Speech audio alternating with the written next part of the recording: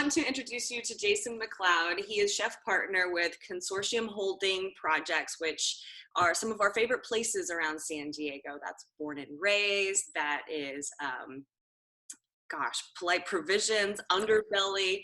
I mean, we could go on and on about the great projects that you guys work with, but also the COVID-19 crisis has really disrupted our restaurant industry. So I brought Jason here to talk a little bit about what it's been like from his perspective. So Jason, take it away. I mean, I've been doing this for 32 years. My first kitchen job was in 1988 as a dishwasher back in my home country of Canada. And I've never seen anything like this. Obviously, we've gone through some pretty ups and downs through our industry. But to see the devastation that it's having on our restaurants and our bars, and when I say ours, I mean everybody's. The one thing that I've always found throughout my 32 years is that this is one giant community. And I'm lucky to have lived all over the world doing this business, cooking, working, meeting people, and to see the devastation, not only here in San Diego, we live and operate our restaurants, but just my friends all over the world. It's I don't know if there's a word to describe it. And I don't know if we quite realize yet, what the total devastation is going to end up being. There's no timeline, the uncertainty of what's happening. It's crazy. And I think that to me, seeing our employees, obviously, who have become our family, we have just over 650 employees, having to have those conversations with them and not being able to give an answer is the hardest part, because, usually we have an answer. If a restaurant fails or something goes wrong, there's an answer for that. There's no answer for this. And every day there's just something more and more devastating that happens.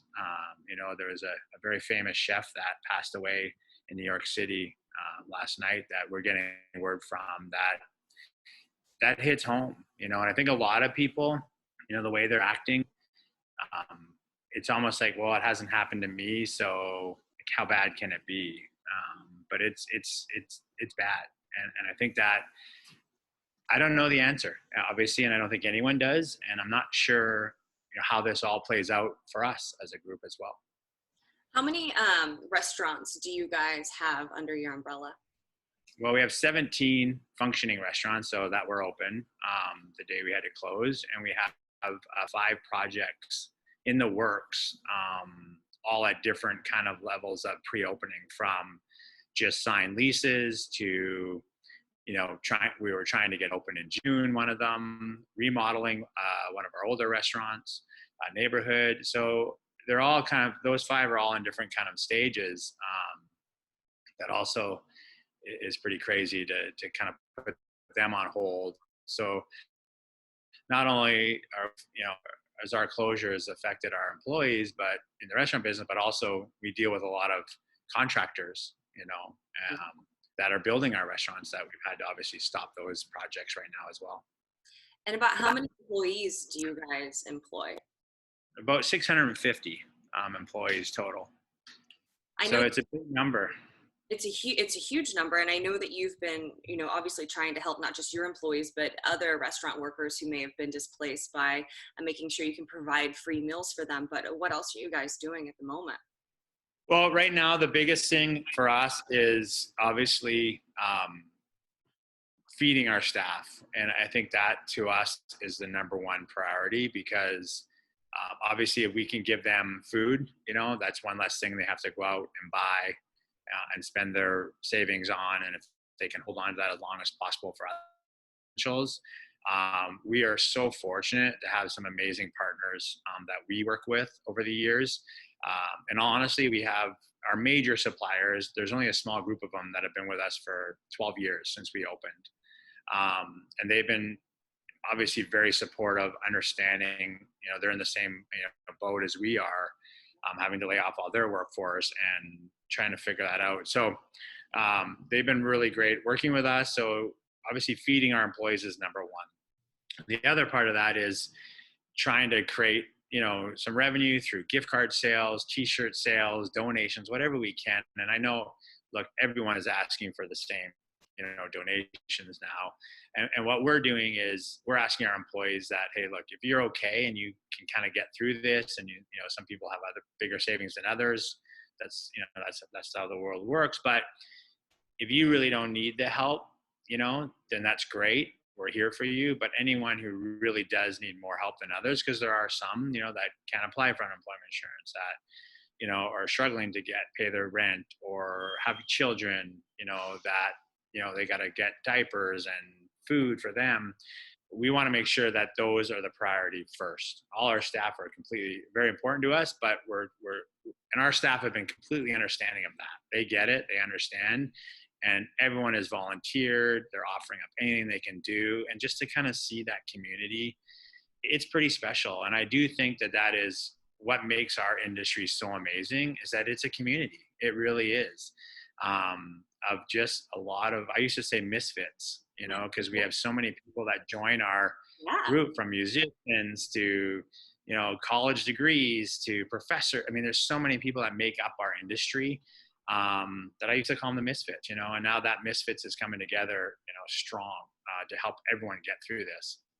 So really about us, we're taking it case by case, day by day, and just really making sure we're in contact with our employees as much as possible, making sure that they're not going to be on the street, that they're not going to, not have food on the table. If they need essentials, then we're going to make sure we get that to them. So really it's just about survival mode right now, and really making sure that they can get through this. And I absolutely agree. I worked in the restaurant industry when I was 14 years old until I was 22 years old, waiting tables, bartending, kind of doing everything. And it is a community. And I think we all realize we're in the same boat. And I'm sure you heard that last night Congress passed a $2 trillion stimulus bill. Have you gotten a chance to kind of look that over and seen if it's going to help your group at all, or your employees? I haven't personally. We have a couple people helping us with that, just trying to figure out what some of the routes we can take. To be honest, besides our employees being healthy, our number one goal is to reopen our restaurants. Obviously, if we can get through this somehow, some way, that means we can, hire 600 people back, or 650 people back, or whatever it takes to get open. And that to us is the big picture. Obviously, look, we're having to make some really difficult decisions right now for the future, but we have a couple people helping us, kind of going through every possible link of, loans, maxing out our credit cards, the stimulus package, whatever that means. Obviously, we're learning about it right now. We don't know how much it's going to help us. We're kind of an interesting group because we're kind of considered a large group, because we have so many employees and our revenue hit a certain amount. So I think it limits us a little bit to kind of what we can get through the stimulus package. So we're not quite sure yet about it. We're diving deep in it, especially tonight. We'll do some more of that. But for us, it's about survival, and we will do whatever it takes to survive. And because we know that if we can get those doors back open, we know that we have the support of San Diego and our employees, that we'll be able to turn this around in the long run. And that's really what we're about, is the long run. Yeah, this is definitely a marathon. It's not a sprint. I participated in Takeout Tuesday yesterday. I went to Underbelly. It was wonderful. Your staff was wonderful. It was a super safe, easy way to get some to-go food. What other properties right now are doing to-go? It's just the Underbellies. We put a lot of we had a lot of conversation about that, and we kind of thought about doing other spots as well, but those two really were the two restaurants that did the most takeout before this all happened. And we just thought the resources that it would take to kind of get a to-go up and running when people really didn't know, say Ironside does to-go. Yeah. And we really, we think those resources are better used somewhere else. And and really, it would have to generate a lot of revenue to keep things going. And so we really wanted to make sure that we took those resources and put it into the employee feeding program. And that was much more important for us at that point. And then the Underbellies, they already had a good following with takeout, so we thought we'd go with that. So we kind of kept those open, and which has helped too, because we've been able to keep those employees working, and doing that as well. And obviously they're practicing, a lot of the safe standards. We're just, every day we meet with them, we talk with them, making sure that they're okay, so it's a tricky situation because you're trying to do right by both parts of the world. You're trying to abide by the stay home rule, but you're also, trying to survive and make sure your employees get the food. So every day that changes for us as well. We were doing food every day for our employees the first week.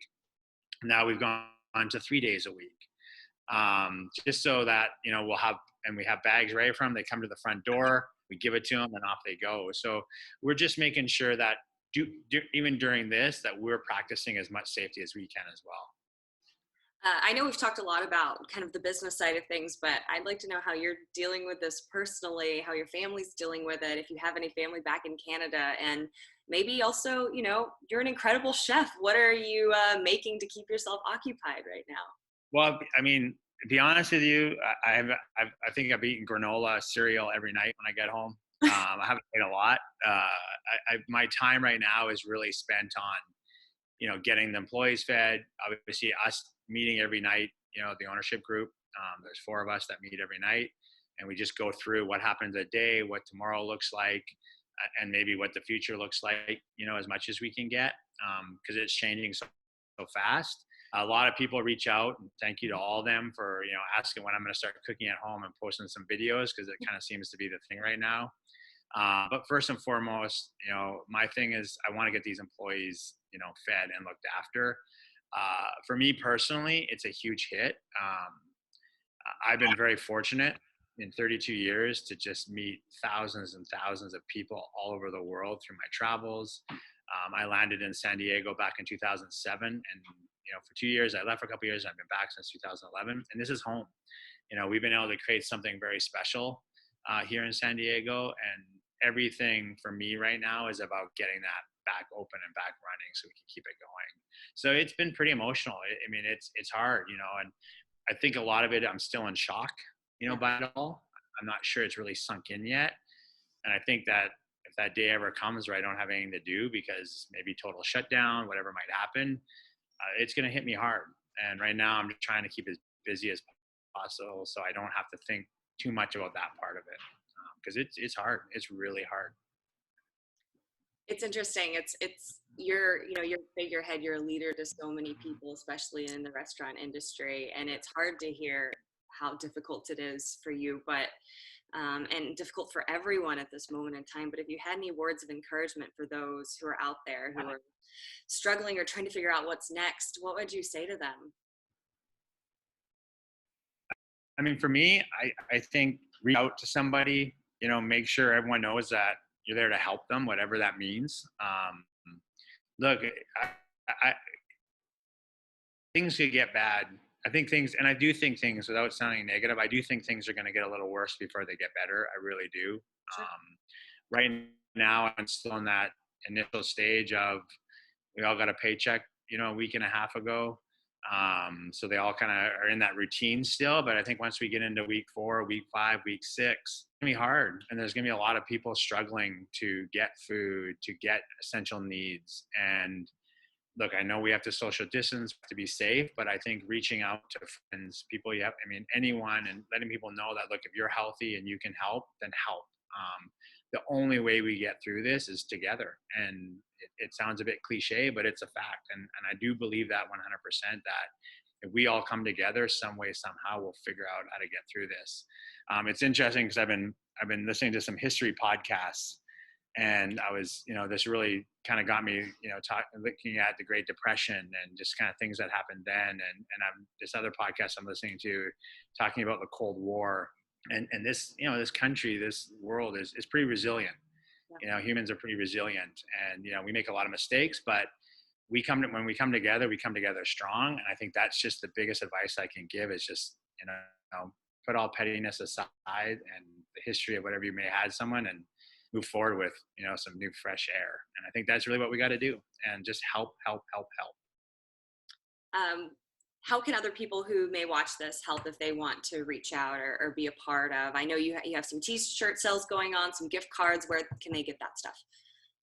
All online at Consortium Holdings. We have all that set up. I reached out to anyone. There's a lot of farms, there's a lot of suppliers that have perishable goods.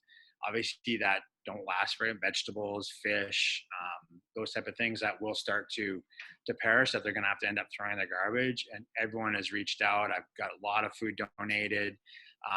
Other businesses that are fortunate enough to keep going right now, there are obviously some out there.